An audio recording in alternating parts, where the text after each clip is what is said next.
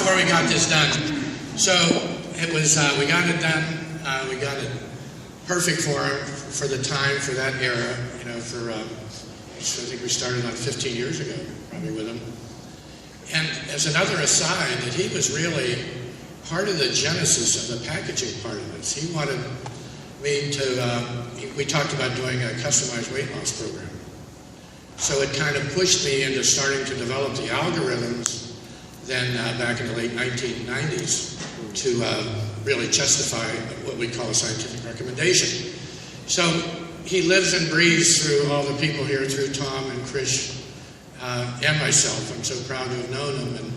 And I just wanted to give you that story because everybody complains, can't you make the assessment a lot shorter? And we really can't to do a good job. And in some cases, I was thinking about drop-down windows and things, so maybe ask more questions. So anyway, the war on health. When I was asked to speak today more about nutrition than anything, I figured, well, it's a war out there. It's a battle that I've had for 30 years, and certainly in this exact business, 18 years. It's kind of a crow mountain, trying to tell people that we're not getting nutrients in our food. We're getting battered with environmental toxins, where if you're not taking supplements, chronic disease is just exploding. So I thought about terms like, we have the war on drugs, right? We have the war on poverty, and hopefully here we're going to fight both of those, right? So what was better than actually calling it the war on health?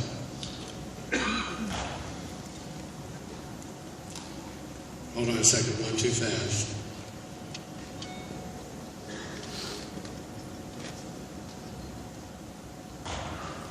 I am not able to reverse this.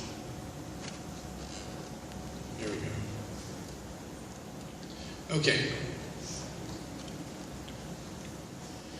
The doctor of the future. Some of you have seen this, that the doctor of the future will give no medicine, but will interest his patients in the care of the human frame, in diet and nutrition, and in the cause and prevention of disease. Now, I think this is a good theme for today. And this was Thomas Edison, who was certainly a brilliant man, not a medical man, but could see that back even whenever he wrote this, which was certainly at least 100 years ago, that the care of the human frame is so important, diet, nutrition, cause and prevention of disease, not symptom suppression like we have today.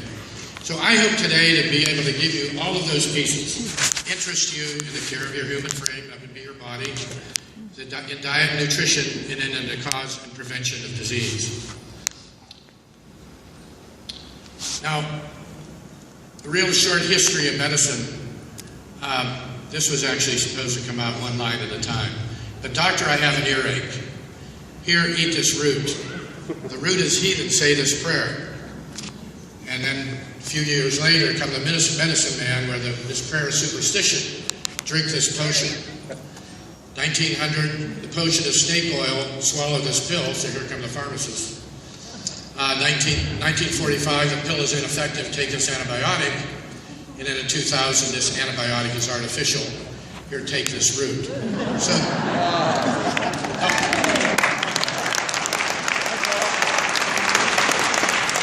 the whole history of medicine is somewhat circuitous, that it starts out with botanicals and something natural, goes through a lot of things that aren't natural, and prayer would be natural.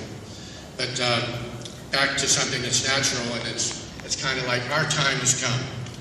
Now, I don't have the ability here to reach the screen with this laser, but I did want to explain the next slide being the life before ID nutrition. Now, this is a chart that really shows the metabolism of your lifetime. It's broken down into two phases, anabolic phase and catabolic. And I call anabolic the construction phase. That's the phase where you're building up bone, healthy muscles, brain, organs, hormone, and you have a lot of energy. Your cells are replacing, your injured cells are replacing quicker than they're dying. Your bones are healing fast. This is especially up to age 20 to 38. So the prime of your life is really currently between 20 and 38. And then what happens after that? The collective abuse of our body through lack of nutrition poor eating habits, assault by environmental toxins, kind of puts us into decline in what we call a catabolic state. And the catabolic state is one of cell damage, degeneration, drugs and doctor bills, and of course chronic disease. Oxidative stress inflammation, DNA and cellular aging is what brings us on. So it's really a sad connotation of life, and if you see the average age of death here is about 81 for women, 78 for men. And the sad thing for me is, and I see it just in the prescriptions we deliver, that people in their last 2 to 3 years of their life, it's not just a quantity of life we're leading, but it's a quantity. It's the reverse, the quantity and the quality, that the last 2 to 3 years are spent with high prescription load. Maybe they're in a skilled nursing facility, maybe a burden, financial burden on the family, on their kids. It's just not the way to kind of end your life. And it's this kind of last 3 to 4 years with proper nutrition that moves all the way back to the prime of life to really be able to change this curve. Could you take a picture? So chronic nutrition is growing exponentially. Can you send it to me? If you look at we're up to about 48% right now have a chronic disease. I mean, that's incredible.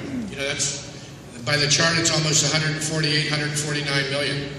By year 2030, you know, it's almost going to be half the country. So it's really a debilitating disease caused by kind of the inflammation is the big cause of it. The definition is ongoing, generally incurable disease, conditions resulting often from inflammation such as asthma, diabetes, cancer, and heart disease. And it's preventable. I believe it's preventable with early detection and improved nutrition and exercise habits. And we too affect exercise habits here as well, because how can you really have energy to do the exercising if you don't have the correct nutrition? Because I've met people here tonight that are taking the weight loss program that just by using supplements. They say, well, I'm losing weight, and I said, how are you doing it? I said, when they really think about it, they have more time or more energy, more focus, more inclination to go out and take that walk after dinner. So we believe that improved nutrition and exercise are part of the same program. Now, I've kind of lost all these different kind of toxins were to come in one at a time, and I think in the transfer here we've lost it. But this is a picture of a rather famous painting called The Circus Sideshow by George Seurat. And I was wondering about how can I depict the actual onslaught of toxins and molecular terrorists and how they attack the body, do it properly to show what's outside the body and what's inside the body. So this particular painting, he was one of the first neo-impressionists that did dot coloring. They call it, he's a neo-impressionist. And he created the image using dots. And I look at each one of those dots as being one of these toxins that are attacking your bodies: the fluorides, the trans fats, the pollen, the antibiotics, the free radicals. And all of them are they all equal chronic disease. Now, chronic disease is often preventable, frequently manageable. And the CDC estimates that eliminating 3 risk factors, poor nutrition, inactivity, and smoking, would prevent 80% of heart disease and stroke, 80% of diabetes, and 40% of cancer. Now, knowing that a lot of people in here don't smoke, or even a small percentage, just think of, I just talked about nutrition and inactivity, how if we just did both of those, worked on the nutrition, that we could eliminate 80% of this chronic disease. It's incredible, and the fact that we don't know the food, the nutrients that we're not getting in food, and that's what I want to point out here. But we can make a difference. And the people that I've heard today, and it just cheers my heart to have people come up and say that I'm no longer on blood pressure medication. My blood sugar is going down, my joint pain has gone away. And then some other things that are really important to women, like my eyelashes are growing again, things like that. So but we know it's working, but it needs time, and you need to get people to try it for at least 2 months. Chronic disease, costing lives, reducing quantity and quality of life, as we mentioned, accounting for 133 million Americans 46% of the population have at least one chronic disease. More drugs, more hospital admissions, accounts for 76% of all physician visits, and more than 5,000 per person per year spent on medicines and care. Here's a kind of a sleeper. This is going to be a number of different slides. By the way, we'll get you copies of these slides, so you don't have to bother taking notes, because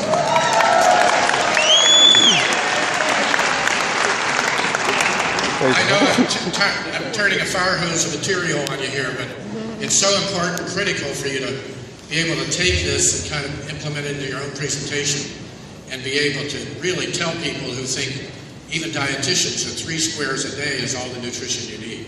Not true. This is a quick slide I'll talk about. You say, well, where are we getting the lead? Where are we getting the mercury, the formaldehyde, the phthalates? Women, I'm sad to say, and those of you men that use eyeliner, cosmetics is a problem, and you've got to be looking for natural cosmetics. These ingredients shown here, particularly troubling to me, is the lead acetate found in the lipstick. And 5 out of the leading 10 brands of lipsticks have toxic levels of lead in it. And 2 of those brands that I looked at were actually owned by L'Oreal. So it's not the cheap stuff you're getting in a Kmart or something. Off-branded, some of them are major cosmetic manufacturers. The government has been after them to reduce these toxins, these heavy metals, and they're starting to work through it, but you just have to know and be a good label reader. Just like you read labels on food, you don't even have to read labels on anything that you put on your body or in your body. Map My Tongue. This has come out here in the last couple of months. On the next slide, but a few years ago I read the book, The End of Overeating by David Kessler, who talked about how food scientists are really mapping every part of your tongue. And they're using sugar, salt, and fat. They look at bitter, sour, they know what you like, and they have scientists in labs, just like people working on drugs, just like people working on supplements. These people are working on food flavors that are addicting to you, that causing craving, causing higher consumption of food.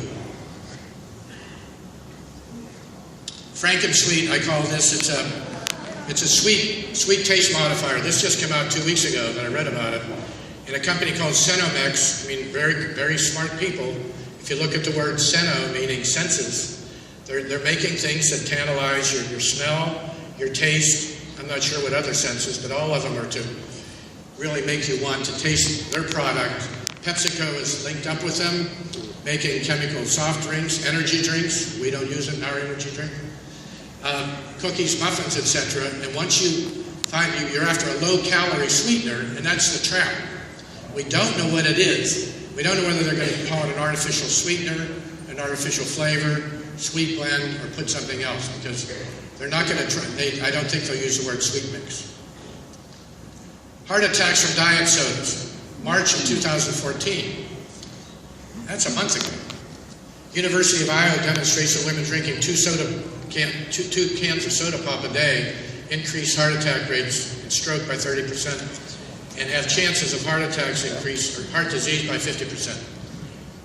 I mean, are you shocked? I mean, how could that happen? Well, they've got some new studies linking some of these sweeteners, not the asulfame potassium yet, but they're thinking aspartame actually switches off the brain's capability to discern sweetness. But the sad thing is, it just is not happening for that particular drink. You might down a bottle of Diet Coke or Diet Pepsi and think that it's just killing your taste buds then, or you're turning your brain off to sweetness sensitivity. But it's for all other foods throughout the day. So these people are getting high blood pressure, getting cholesterol, high blood sugar, based on the fact that they're gaining weight, and when they're primarily just drinking diet products. This is a shocker of a slide here that I ran across about two weeks ago, that 66,000 women were followed for 14 years. And they talk about the using sugar-sweetened beverages and artificially sweetened beverages. And shockingly, at 500 cc's, 500 milliliters, it's the same per week, which is about a can and a half of Coke. they have a 1.4% increased chance of type 2 diabetes. Okay, well that's no big surprise. But the real surprise is the next one above it, that artificially sweetened beverages, I'm not hit just on Coke, but it is up to about 2.4 or 240% chance of having type 2 diabetes.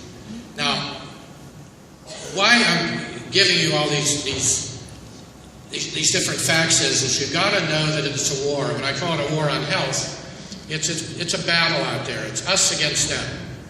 It's us against the pharma company. It's us against medicine as usual. It's us against the food companies.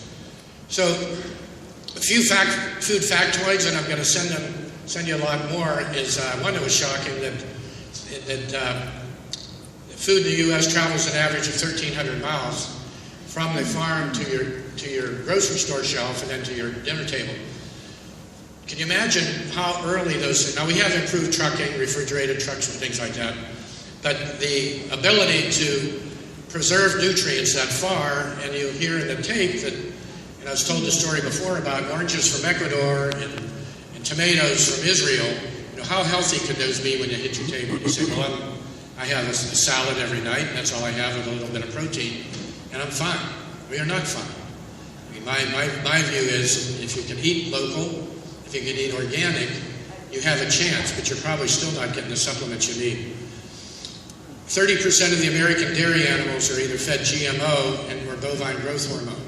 And I don't think anybody in this room ought to be taking dairy products personally. You know. Certainly not only that, but the increase of antibiotics in those animals is creating superbugs. And I brought a paper up here, probably won't be able to read it, to show you about the World Health Organization is now worried about superbugs with 3 major infectious organisms. And the book I brought showed that if you take a course of antibiotics, you're so overused, they're called an approaching antibiotic winter, that the antibiotics you're getting from food, the antibiotics you're getting that are being prescribed for you for the simplest of medical conditions, sometimes not even an infection, will really desensitize you. That bacteria will be resistant to that antibiotic for 3 years thereafter.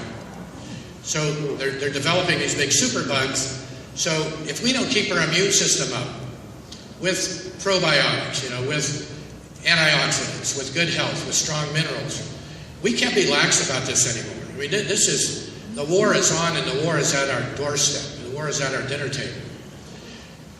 The food quality, blanching, sterilization, milling of grain, destroying 59% of magnesium, 72% of zinc. All of these things I'll give you. The one in particular, the last one kind of bothers me, the little bit of iodine that we do glean out of our food is really at risk by bromine, chlorine, and fluoridation of water, which knocks the iodine out of the body. Now, fluoridation of water, all of you probably sadly have it in your communities. We don't have it in Santa Barbara, thankfully. Portland just knocked it out of the Portland water system because it's a neurotoxin. It does not help dental care. You shouldn't be using it, and it's knocking out iodine, which that, in addition to bromine and chlorine, is bringing on more cases of breast problems, breast cancer, and we're seeing all kind of hypothyroidism, where so many women over the age of 40, 45 now are taking Synthroid or levothyroxine, you know, to pump up their thyroids, and some of it is because they're not getting the selenium, they're not getting iodine that they need. And Michelle Norris told me the other night that she had 100 in her downline that were using Synthroid. I mean, imagine. So that's almost an epidemic. And if you can't address it nutritionally is where you have to start. I'm not saying it's the only answer, but it's part of the answer because we put 150 micrograms of iodine in our product, and that's the RDA. But in Japan and in the Far East, they take in anywhere from 10,000 microgram, you know, and more in iodine. It's natural in their diet. They're eating kelp and sea vegetables and things. We do get some kind of iodine in our iodized salt, but that isn't very absorbable either. So iodine is really important, and just as important to avoid the fluoridation, The bromine, where does that come from? Well, they used to put iodine in bread up until about 15 years ago. They took which is a good source of iodine, and then they took the iodine out and they put bromine in, and bromine is a neurotoxin. Where else do we get bromine? It's from flame retardant. It might be on clothes, it might be on your furniture. When you're sitting on your couch with your shirt off, you're absorbing bromine. So this is all about taking what you learned here, applying it, and then creating healthy habits. Now, these are the leading kind of sources of nutrition in the standard American diet. The SAD diet, or I call it, the kind of the substandard American diet. And I will send you this list, so there's not a lot of time to be spent on this, but you can see most of it is wheat-based. We start with the kids, the adolescents, 2 to 19. We really have grain-based desserts, pizza, yeast breads, pasta, potato, corn. Oh, sure, you get some vegetables. Oh, no, they're chips. So it's no vegetables on there, no fruits. You move on to the adults, and it's basically the same nutrients, same foods you were eating as an adolescent, except that you get some booze and burgers on top of that. So here's some references about wild game and beef. Comparing, of course, you get a lot more fat because our domestic beef is grain, right? The wild game is grass-fed, so if you're buying beef, be sure to get grass-fed. Fat is up. Essential fatty acid, EFAs, there's your omega-3s. They're down 68%. Magnesium, again, that critical nutrient I'll talk about in a minute, down 24%. Potassium, copper, manganese. Again, won't spend a lot of time here. Same thing with an apple a day used to keep the doctor away. Well, now you maybe need 3. I mean, look at the loss of calcium at 48%, iron at 96%, magnesium at 83%. And here's some of the canning process. And these are whenever you're canning vegetables. I mean, you're not talking about, some of the other processed foods. The loss of calcium, iron, magnesium again, potassium, zinc, and copper. You cannot say 3 squares a day are getting you what you need. Here's a chart about the loss of from unprocessed whole grain from 98% to 2. Fiber, we know in the American diet is going down sadly with the increased cholesterol we have, increased constipation, colon cancer, and then of course fat is going up, and that's natural because we're eating domestic beef. The mineral content reduction in vegetables over time. It's a big drop, from 1910 to 1940, but look, it's gone from 400 milligrams, the average mineral content of vegetables, to about 90 in 2000. So this is tragic. Now, depleted nutrients is not a new problem. And to quote the 74th Congress second session, laboratory tests prove that fruits and vegetables, grains, etc., even milk and meat are not what they were a generation ago. No man can eat enough of these fruits and vegetables to supply minerals that they're required for good health. That is a Senate document 264 in 1936. So that's 80 years ago they're worried about it and they haven't done anything. Again, it's the big food, medicine, and pharma powers, the industrial complex, that I think are controlling that. So here's we'll get you this. It's really talking about saving millions of lives worldwide with proper minerals and vitamins. The 2 billion people across the world are suffering from hidden hunger and just essential vitamins and minerals. Well, basically, we have hidden hunger here too. That's the reason I wanted to show you that slide, is that our bodies are hungry for nutrition, and that's why a lot of us keep eating. And those of us that are overweight, our bodies are really looking for the nutrients from the food, but the nutrients are empty. They're just empty calories. I want to talk to you about magnesium just a second. My time is kind of running fast here. The magnesium is used in 325 enzymes in the body, 100 in the heart.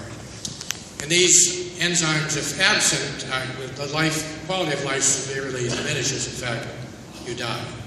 So the fact that these enzymes control the neuromuscular system, the bones, the cardiovascular system, the neural system, it's such a critical nutrient that in 2006, the World Health Organization met in Baltimore, and they met with trying to decide whether or not to add magnesium to your water.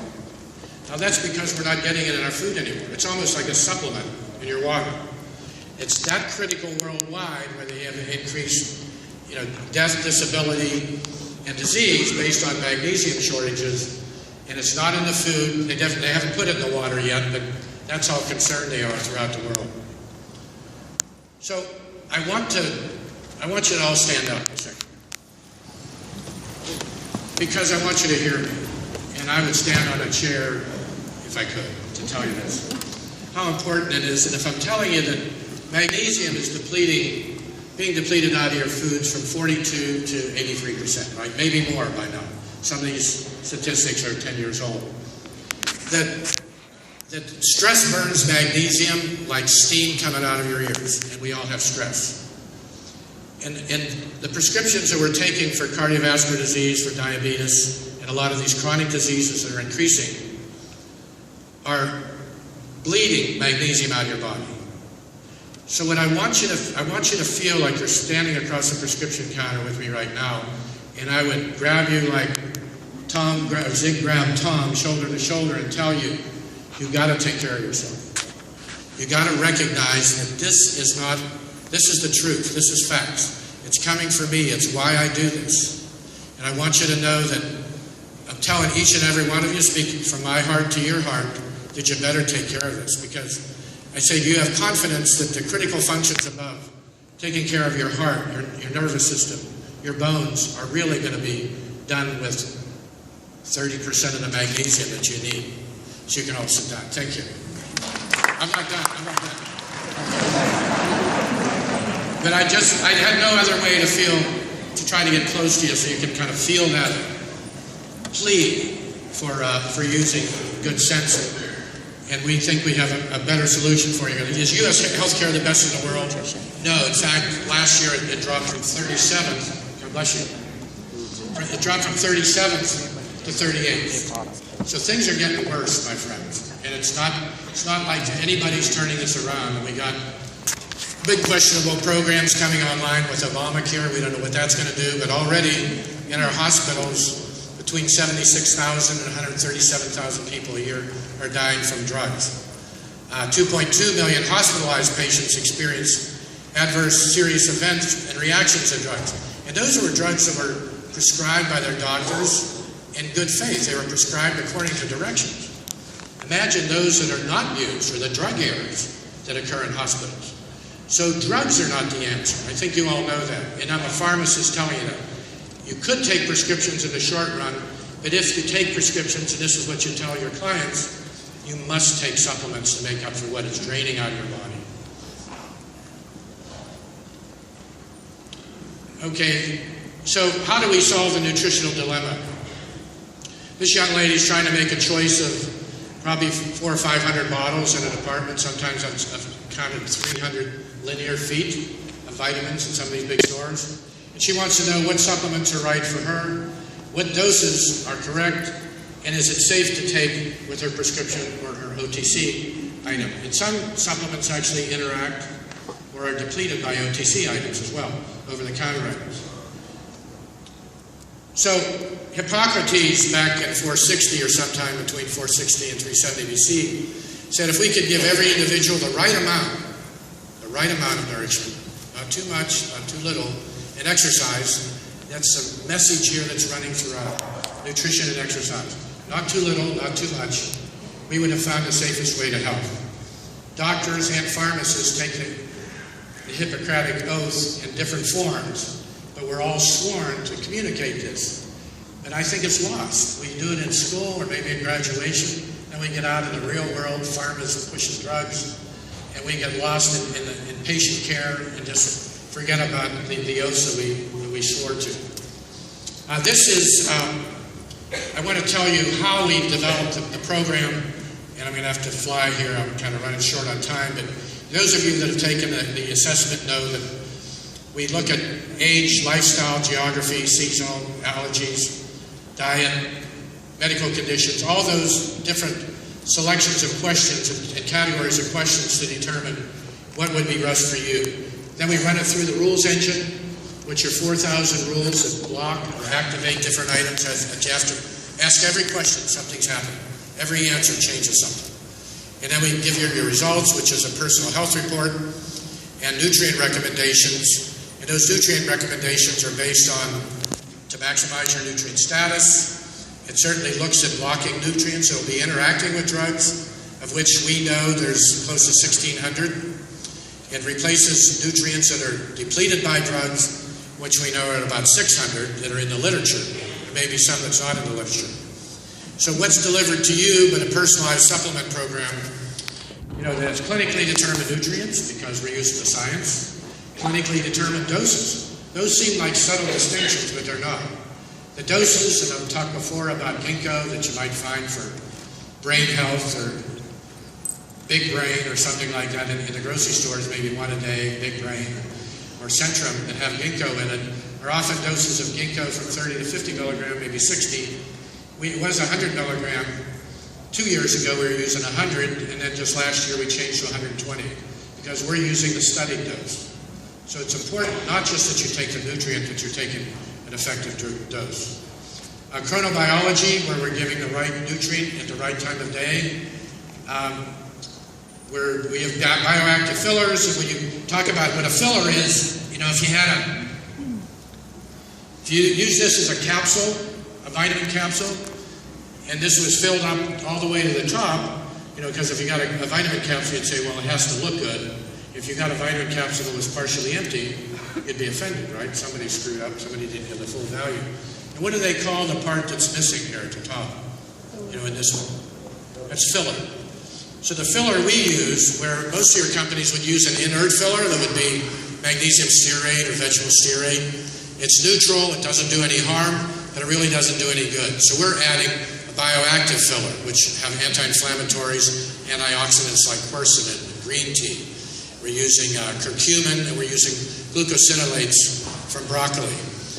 So then we supply them in convenient daily packets, deliver it to your door, and then the expense, if you bought bottles of the quality ingredients we have and compared it on the shelf, it would be 25% more. And then again, you wouldn't get the Chrono Nutrition. So ID Nutrition has 137 ingredients, and you are not permitted to have them all. Your personal diet, your mineral lifestyle, your nutrient allergies, your unique medical condition, and your specific drug use make it so. And that quote was some wise health professional in 2014.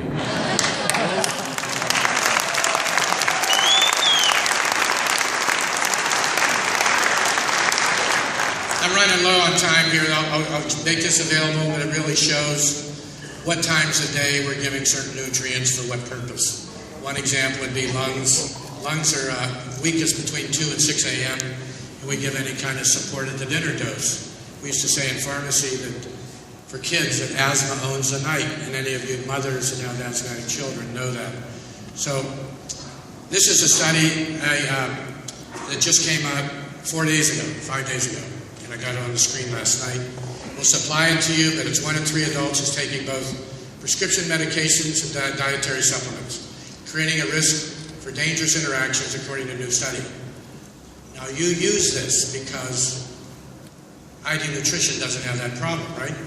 Because we're looking at the drugs, we're looking at the nutrition, and blocking those nutrients that would interact with the drugs. This is now being recognized as a national problem, and we haven't solved. You haven't solved. Take this copy of this and show it to anybody that would be interested. How do we differ? We'll send you this chart again, individually, customized, addresses drug depletions as opposed to all the ID Nutrition checks, standard supplements.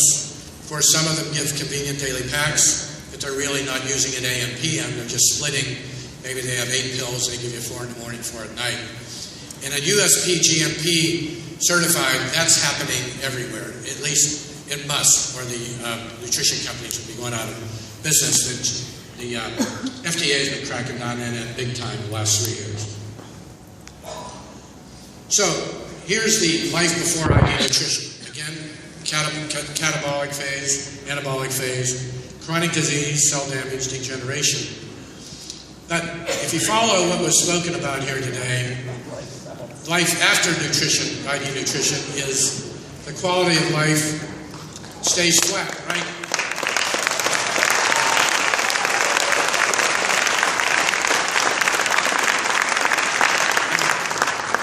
I want to live to as the fullest life possible till 92 and then lights out. I want to be able to outdrive Mark Bennett on my 91st birthday. So, I plan to do that. We're really talking about quality and quantity of life, right? So it's regeneration, not degeneration. Cell repair, not cell damage. Healthy living and nutrition, not drugs and doctor bills. So that's the way life can be, and that's our goal. So now we have, in 2000, to kind of pick up your history lesson, that antibiotic is artificial. Here, eat this root. That root is not for everyone. They've got to take ID nutrition.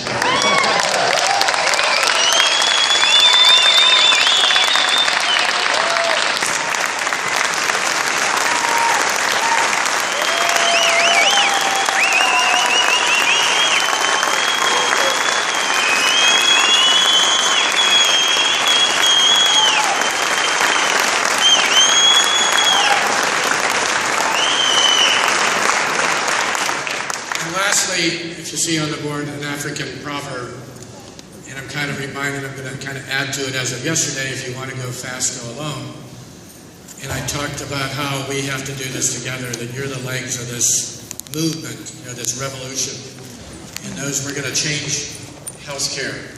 We're going to win the war on health. And if we want to go far, and we will, we'll go together. And why not now?